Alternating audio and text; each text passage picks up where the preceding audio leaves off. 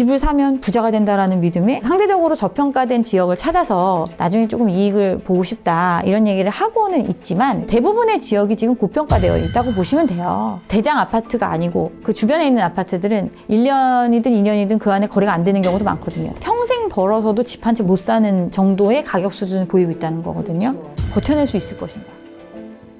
평가사님이 보시기에는 한국의 집값 어떻게 보시나요? 우리가 이제 소득 대비해서 집값의 수준을 많이 지표를 보잖아요. 그렇죠. 근데 그게 절대적인 판단 기준은 아니지만 네. 이제 PIR이라는 지수를 통해서 많이 판단을 하는데 네. 우리나라의 지금 상태는 다른 뭐 OECD 국가 대비해서 굉장히 이제 고평가된 상황이거든요. 고평가가 된 이유에는 집을 사면 부자가 된다라는 믿음에 사실은 나중에 이 집을 계속해서 순차적으로 수요까지 들어와서 만들어진 시장이다 보니까 네. 어떻게 보면 미리 다 땡겨 쓴 거라고 볼 수 있는 거죠.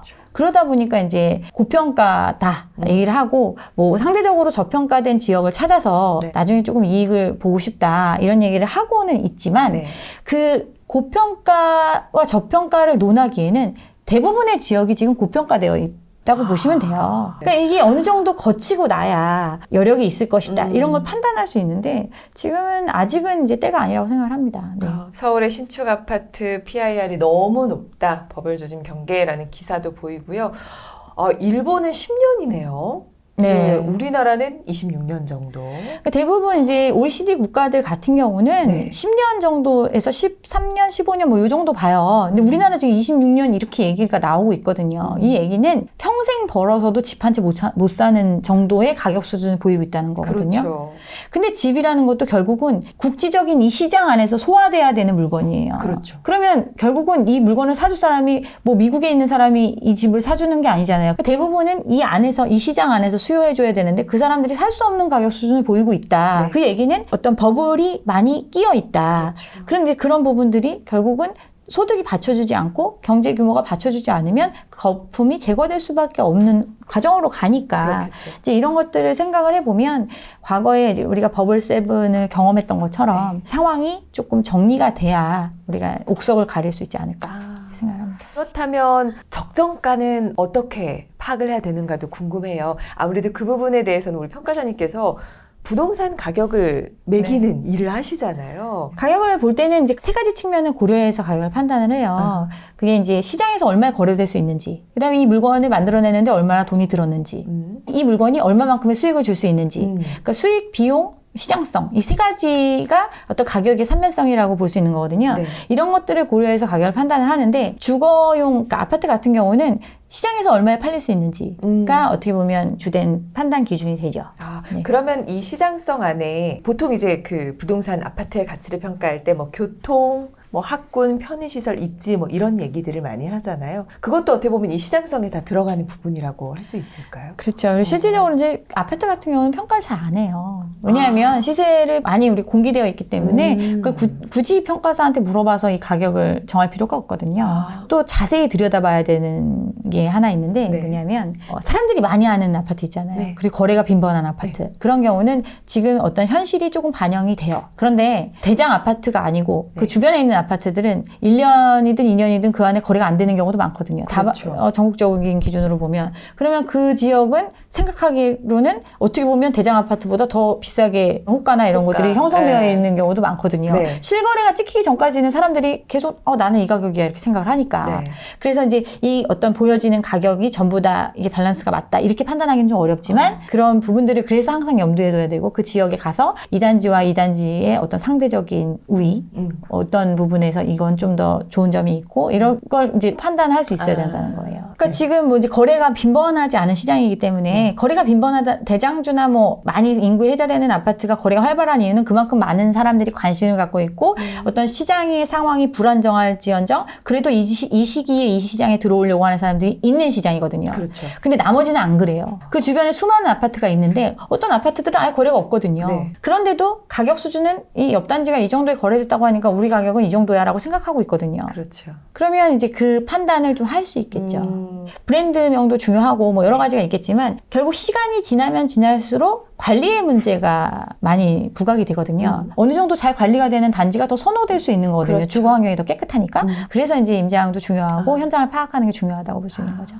저희 같은 일반인들도 저희 수준에서 할 수 있는 저평가된 아파트를 좀 찾는 방법이 있을까요? 부동산이 굉장히 극도로 얼어붙었던 시기에 네. 제가 이제 시간이 날 때마다 많이 했던 건데 네. 그러니까 지금은 너무나 이제 고평가되어 있으니까 지금 와서 이렇게 판단하는 걸 지금 해서 어떤 실행에 옮겨라 이런 얘기는 아닌데 네. 과거에 이제 경험을 얘기를 해보면 이 송파역 인근의 단지를 이제 많이 가격을 동향을 봤었어요. 네. 그러니까 저는 이제 지도를 쫙 펼쳐놓고 네. 여기는 지금 얼마 정도 하나 이런 걸 막 쭉 네. 봐요.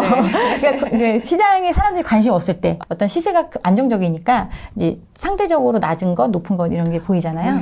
근데 이제 여기서 한 아파트 단지가 있는데 주변이 이제 다 재건축이 예정된 좀 오래된 아파트 단지들이 많이 있었던 네. 지역이고, 근데 그 중에 이제 신축으로 공급된 단지가 있어요. 네. 근데 이 얘기는 이제 여기에 사는 사람들이 꾸준히 있었다라는 얘기고, 그럼 여기에 살던 사람들이 낡은 집을 처분하거나 또는 여기에 살기 힘드니까 이제 주변에서 이사 갈 데를 찾으면 그럼 신축 아파트가 이거 하나밖에 없는 거예요. 네. 근데 입지적으로 보면 지하철에서 되게 멀어요. 가격이 상대적으로 지하철에서 먼 거를 감안하더라도 좀 낮더라고요. 그리고 이제 여기 이제 헬리오시티 여기 새로 들어오면서 네. 새로 이제 대단지가 입주할 예정이고 그러면서 이제 주변이 많이 바뀌고 있는 상황. 그러면 여기에 사람들이 갈 수 있는 학교들이 이제 이 주변에 있는데 학군이나 어떤 오는 사람들 자체가 조금 더 수준이 업이 되잖아요. 네. 그러면 이제 이 지역에 대한 선호도가 과거보다는 이제 좀 좋아질 수 있는 환경. 그런데 입지적인 게 이제 교통이 조금 불편한 거. 그렇다고 해서 완전히 불편한 건 아니지만 지하철이 딱 붙은 게 아니기 때문에 이제 그런 상대적인 열세를 감안하더라도 가격이 낮은 것 같다. 네. 이런 생각을 했었거든요. 네. 근데 이거는 이제 하나의 예를 말씀을 드린 거고 네. 이게 그렇다고 지금 이 아파트가 좋다 이 얘기를 하는 게 아니라 네네네. 어떤 이제 지역을 놓고 봤을 때 그 지역이 이제 변화의 방향 앞으로 이제 어떤 식으로 갈 건지 또는 그 지역을 계속 수요할 수 있는 꾸준한 수요가 있는 지역인지 이런 것들에 대해서는 꾸준히 관심을 가지고 보셔야 된다는 거죠.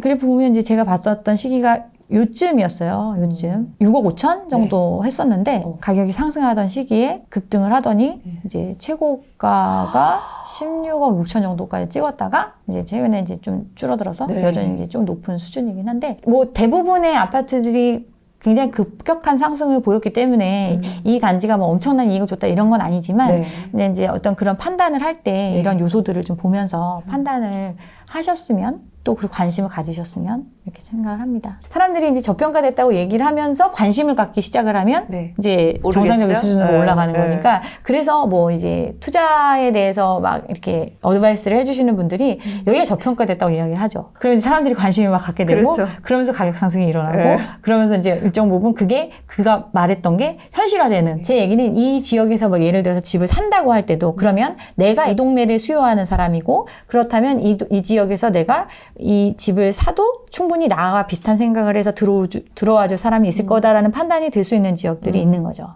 대부분이 이제 환경이 좋아지고 있잖아요. 우리가 이제 과거에 되게 안 좋았던 지역들, 뭐 청량리 이런 데 같은 네. 경우도 과거의 이미지는 굉장히 안 좋은데 지금 다 새 아파트로 거듭났잖아요. 네. 이렇게 어떻게 보면 개발이 많이 이루어지면 이루어질수록 도시가 정비가 되고 그만큼 평준화되는 거거든요. 어떤 환경이. 네. 근데 이제 지금 똘똘한 채 처음에 얘기했던 것처럼 막 어디만 특정 지역만 엄청 좋을 것이다 이렇게 생각을 하는데 네. 그게 아니라 과거에는 어떤 지역이 희소했기 때문에 거기가 이제 엄청 좋은 것 같이 느껴졌지만 네. 사실은 살아보면 다 비슷비슷하거든요. 네. 그러면 자기가 잘 아는 지역, 직장과도 관련이 있을 거고 이런 자기의 어떤 기본적으로 자기가 생활하는 반경 안에서 훌륭한 대체지들을 많이 찾아볼 수 있거든요. 네. 관심을 가지시고 이게 내가 투자라기보다는 어떤 정말 내가 살면서 내 가족이 편하게 이제 있을 수 있는 내 집을 보금자리. 마련하겠다. 네. 이런 개념으로 보신다면 조금 넓게 이제 다양한 선택지를 고민하셨으면 좋겠습니다. 네. 그렇다면 실제로 저평가된 아파트가 결국은 수익률이 좋은 투자처일까? 그러니까 이 질문은 아파트를 정말 투자의 대상으로 보기 때문에 지금 이런 그렇죠. 질문이 나온 건데 네. 제가 누누이 말씀드리지만 이 집이라는 거는 살아주는 거고 네. 이 집이 수익을 고려한다면 수익성을 가장 중요한 지표로 가격이 결정이 되겠죠. 그렇죠. 근데 그런 게 아니잖아요. 네. 그러면 다양한 부동산이 있어요. 꼭 아파트만이 뭐 어떤 투자의 대상이 되고 이런 건 아니니까 그렇죠. 좀 더 전반적인 부분을 공부를 하시고 관심을 갖고 좀 그 부분에 대해서 들여다보면 남들이 많이 관심 갖는 건 이미 레드오션이거든요. 아, 그렇죠. 근데 대부분의 사람들이 아파트 모르는 사람들이 있나요? 요즘은 뭐 네. 소품만 팔아도 다 아시다 보니까요. 그러니까요. 네. 그래서 그 얘기는 너무나 많은 사람들이 이 시장에 관심을 갖고 보고 있고 이 얘기는 그만큼 어떤 기대 이익이 낮아질 수밖에 없는 구조이기 때문에 네. 정말 수익률이 좋은 투자를 원한다면 조금 더 어렵지만 부동산을 깊이 있게 공부를 해보시는 걸 권해드립니다. 이제 코로나 위기 때 있었던 건데 굉장히 규모가 있는 이제 리조트였어요. 사모님이 그걸 이제 운영을 하다 보니까 힘든데 코로나도 터지고 이러니까 더 힘들잖아요. 네. 근데 나이는 많으시고 그러니까 실제로 어떻게 보면 가치적으로 봤을 때는 이제 뭐 한 500억 한다. 네. 그러면 이거를 이제 자금력 있으신 분이 200억에 사신 뭐 이런 케이스를 보면서 이게 뭐 지금과 같은 트렌드나 이런 걸 봤을 때는 충분히 조금만 투자를 하면 굉장히 이제 좋은 상품으로 거듭날 수 있겠다. 이분은 정말 좋은 기회를 가지셨구나. 이런 걸 본 적은 있죠. 아, 굉장히 그럼 이제- 저평가된 가격으로 가져간 그렇죠. 이제 거네요. 그런 경우는 굉장히 부럽게 느꼈죠. 감정평가를 해주시면서 네네. 부러움을 이런 물건을 자금력이 있으니까 네. 또 신용도 있고 하니까 네. 살 수 있구나. 살수 막 이런 있구나. 생각을 했었죠. 지금 현재는 아까 얘기해 주셨지만은 서울뿐만 아니라 그냥 전국적으로 어떻게 보면 고평가가 많이 돼 있다. 어떻게 보면 버블이 좀 껴 있다라고 얘기를 해 주셨는데 그러면 이 시장이 정상화되는데 시간이 얼마나 걸릴까요? 사실은 이게 단기간에 이 거품이 빠지게 된다면 그만큼 빨리 회복할 수 있는 시기가 오겠죠. 근데 아직도 사람들이 이런 투자의 개념으로 이 시장을 바라보고 있는 상황이라면 네. 이 상황이 굉장히 장기화 되겠죠. 어떻게 보면 부동산에 되게 섣불리 뛰어든 사람들이 되게 안타깝게 느끼는 게 네. 우리가 삼성전자 주식 과거에 이제 영끌풍 할 때 또 B2가 유행을 했었잖아요. 네. 그때 이제 투자했던 사람들이 8만전자 뭐 이때 물려 있다가 거의 이게 지금 회복이 됐는데 네. 2, 3년 걸렸잖아요. 네. 그만큼 시간을 버텨낼 수 있었어야 되는 거거든요. 그런데 아파트나 이런 것들은 이제 고점을 찍었던 게 내려오는데 이게 실제로 이제 시장에서 환가되기도 어려운 상황, 이 상황이 꽤나 오랜 시간이 지나가야 다시 이제 올라갈 수 있는 상황이 될 건데 이걸 버텨낼 수 있을 것인가?